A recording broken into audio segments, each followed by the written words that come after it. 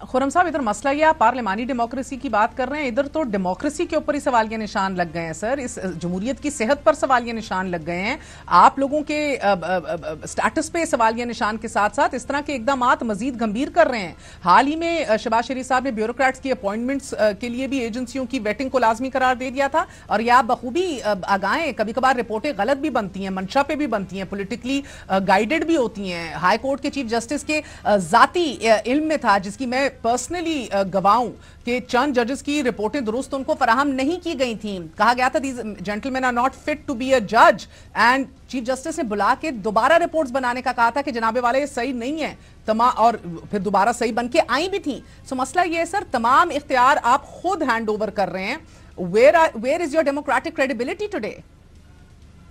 जी, तो इस पे हमें ये एक चैलेंज है, और अभी चूंकि हम इमरजेंसीज में इस तरह मसरूफ हैं कि पहले एक मालियाती तौर पे पाकिस्तान की जो मीशत है उसको संभाला देना है, दहशतगर्दी का चैलेंज आ गया है।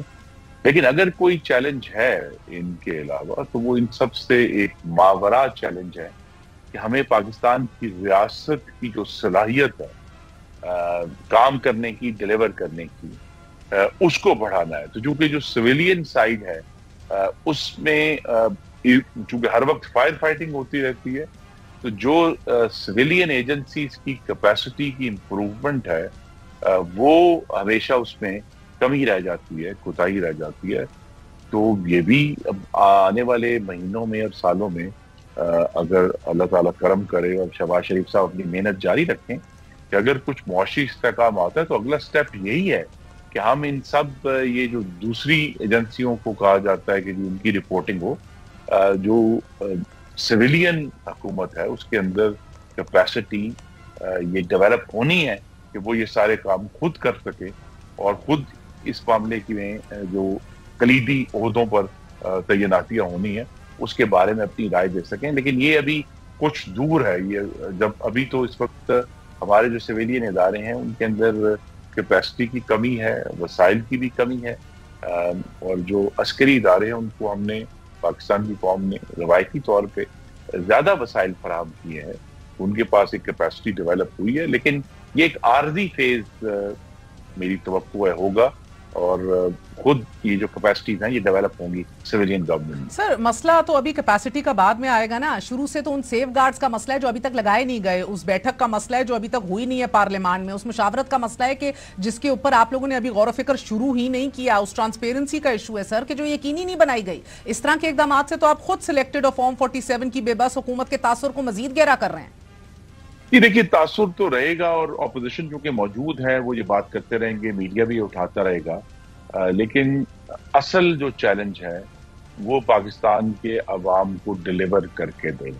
और वो अगर डिलीवरी शुरू होगी, अभी तो नहीं होगी, अगर उसमें कम से कम 6 से 10 महीने रिक्वायर्ड हैं कि अगर हम कोई नतीज देखना शुरू करें अगले साल के आगाज में, कैलेंडर ईयर में तवक्को है कि शुरू 2025 में ये होगा काम। तो अगर ये डिलीवरी शुरू हो जाती है, और बहुत बड़ा चैलेंज आने वाले महीनों में ये है कि वो महंगाई जिसे बड़े मुश्किल से कंट्रोल किया गया है वो अगर 12% या उससे कम रहती है और फिर हुकूमत इंटरेस्ट रेट्स कट करने के काबिल होती है जिससे उसको बहुत रिलीफ मिलेगा डेट रीपेमेंट्स में। असल इशू यही है कि अगर स्टेबिलिटी अचीव करते हैं तो वक्त के साथ साथ ये जो तासुर है उन्हें भी जायल किया जा सकता है अपने काम से, अपनी मेहनत से, और ज्यादा शफाफियत से, पार्लियामान की जो कमेटियां उनको इस्तेमाल करने से, पार्लियामान को खुद ज्यादा जिम्मेदारियां देकर उसको चलाने से। मगर सर, मसला ये है कि डिलीवरी अभी है नहीं और क्रेडिबिलिटी के ऊपर सवाल लगा है बड़ा शदोमत से, और पार्लियामेंट को आप गैर फाल कर चुके हैं एसआरओज के थ्रू। अब इसके एन बीच अगर इमरान खान भूख हड़ताल शुरू कर देते हैं तो फिर ये प्रेशर आप कैसे बर्दाश्त करेंगे? भूख हड़ताल से तो शायद पाकिस्तान की जो देसी मुर्गियां हैं उनकी कुछ जानें बच जाएं, लेकिन असल इशू इस वक्त हुकूमत के सामने स्टेबिलिटी है, अपनी जो इकोनॉमिक स्टेबिलिटी, पॉलिटिकल स्टेबिलिटी। यानी इमरान खान की भूख हड़ताल से कई ज्यादा अहम ये है कि पाकिस्तान पीपल्स पार्टी के साथ मुशावरत का अमल जो है वो ज्यादा गहरा किया जाए, फ्रीक्वेंटली किया जाए, تاکہ جو گورنمنٹ کی اپنی پارلیمان کے اندر میجورٹی ہے وہ سالڈلی قائم رہے، اس میں شکوک و شبہات پیدا نہ ہو. تو اگر حکومت کی اپنی پولیٹیکل وائبلٹی رہتی ہے، مثلا یہ بات شاید اکثر لوگوں کو بھول گئی ہے کہ یہ جو حکومت بنی تھی مخلوط حکومت شہباز شریف صاحب کی، اس کے اندر یہ ریزرو سیٹوں کا نمبر شامل نہیں تھا، یہ اس کے بغیر بنی تھی. اس کے بغیر ہم نے قومی اسمبلی میں جو اکثریت تھی وہ اس سے زیادہ اپنے نمبر ظاہر کیے تھے.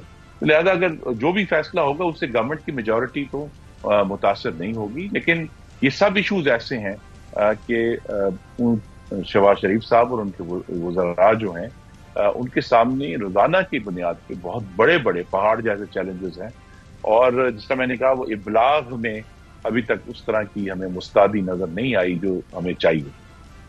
خرم صاحب، ماضی کے ڈسے ہوئے اہل جمہور چونکہ اصولوں سے کھیلنے کا خوب فن رکھتے ہیں، چاہے وہ آپ لوگ ہوں یا عمران خان ہوں، سو ابھی بھی یہ سلسلہ جو کا توں ہے، مگر اب اس میں عوام بھی روندے جا رہے ہیں. اب مداخلت کا ججز کمپلین کر رہے ہیں، لیٹرز لکھ لیں، بیڈ رومز میں خفیہ کیمرے، آڈیو ریکارڈنگز، پھر بلیک میلنگ. صرف اہل سیاست ہی نہیں بلکہ عدلیہ بھی شدید متاثر ہوئی ہے. 1993 میں بھی میاں صاحب کی حکومت کی تحلیل ہونے کے بعد، جو کہ بعد میں بحال ہو گئی تھی، جب سپریم کورٹ اس کیس کی سماعت کر رہی تھی تو عدالت کے سامنے بھی ججز کے فون ریکارڈنگ کرنے کا معاملہ آیا تھا، اور اس میں بھی بند کمرے میں ہونے والی سماعت کے دورانی ججوں اور سیاستدانوں کی ٹیلی فونک گفتگو کی ریکارڈنگز کا جو تمام تر مواد ہے وہ پیش کیا گیا تھا.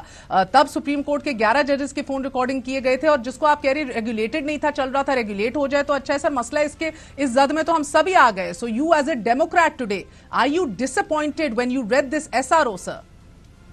جی، میرے خیال میں اس کو بہت بہتر اور ریفائن کیا جا سکتا تھا، اور ابھی بھی وقت ہے کہ جب یہ اگر اس پارلیمان میں اس پر ڈسکشن ہو تو اس میں زیادہ سیف گارڈ بہرحال کہیں نہ کہیں ہمیں چاہے نئے جوڈیشل آفیسرز کریٹ کیے جائیں جن کے سامنے ایجنسیز اپنی پٹیشن لے کر جائیں، تاکہ وہ جو سیف گارڈ ہے ہمارے رائٹس کا اس کو مضبوط کرنا ہے.